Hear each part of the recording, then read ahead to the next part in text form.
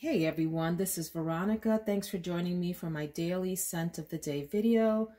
I am wanting something with a little bit of heart today, a little bit of oomph. We have another couple of 70-degree days here before we get into a streak of warmer, high humidity, 80-degree days. And I know for those days I'm going to want to reach for something light, citrusy, maybe even simple, maybe some aquatics or something like that. So I wanted something with a little bit of heart today, a little bit of depth, and I'm going with Femme Prada Intense. This is the intense version.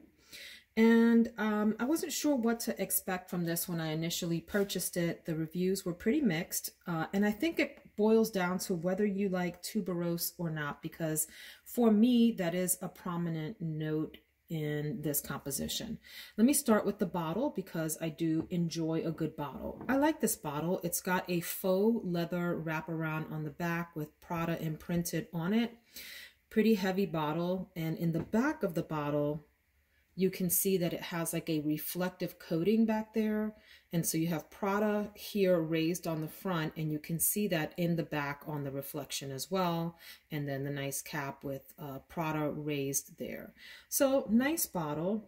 Wasn't sure what to expect. As I mentioned, I was thinking this might be a lighter fragrance. Not sure why. Maybe because I had read reviews on just a regular La Femme Prada and got that impression. I also, though, read that this was a Boss Lady fragrance. And I laugh at ourselves as fragrance enthusiasts and reviewers that we typically have these like stereotypical associations with what we think a fragrance smells like and to whom we would attribute that fragrance, or with whom we would associate that type of scent. And so it just makes it fun. If you have an idea of what you think people mean by that, it gives you a sense of what the fragrance is like. This one to me comes down to whether you like tuberose or not. At the top, you do get this really nice opening of frangipani and ylang-ylang. You have to like both of those to enjoy the opening because it is a pretty strong, straight out of the gate, right up your nose opening.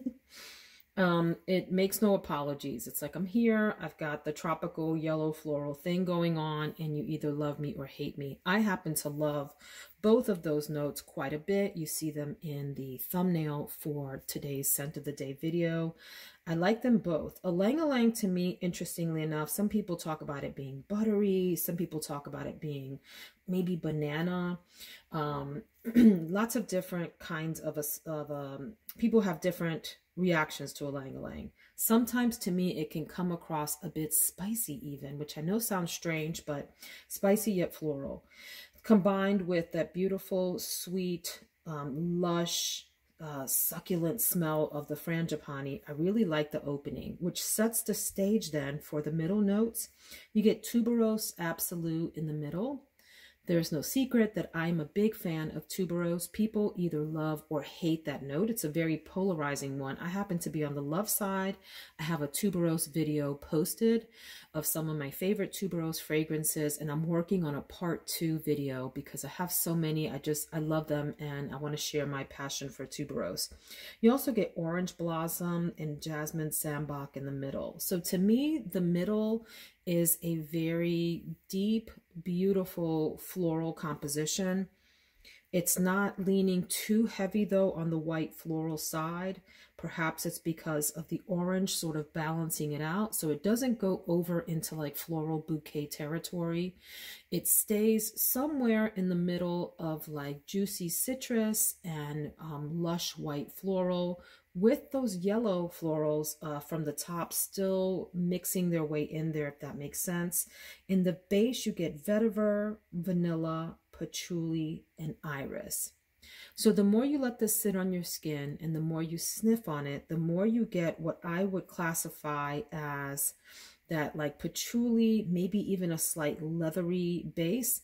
It's subtle. It's not overpowering. It doesn't overcome the fragrance.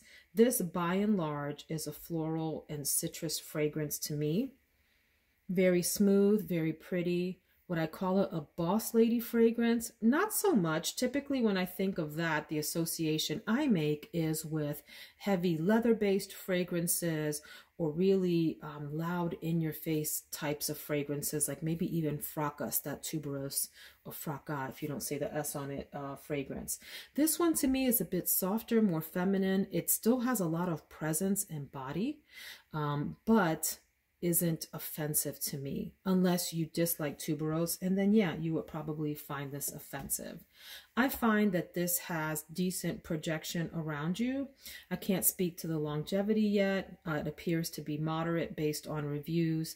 I will certainly update everyone at the end of the week when I do my review and awards video show.